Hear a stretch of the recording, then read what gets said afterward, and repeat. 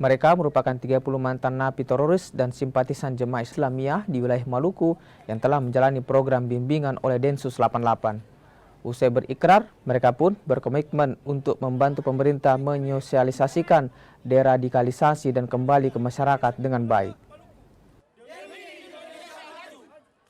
Kami sangat berterima kasih atas atensi dan kehormatan bagi kami, terutama kami bisa dilibatkan dalam acara pengibaran bendera 17 Agustus karena kami pikir juga ini adalah acara yang sakral untuk kami bangsa Indonesia, untuk membela negeri ini, untuk menjadi bagian daripada negeri ini.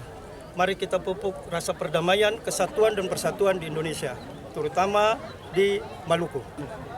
Pesan kami sudah tergabung dalam Yayasan Maluku Merah Putih. Kami berharap teman-teman lain yang dulunya tanda kutip seprofesi dengan kami berharap untuk bisa bergabung dengan kami di yayasan kami untuk kita bisa lebih membangun negeri ini, kita menjaga perdamaian negeri ini.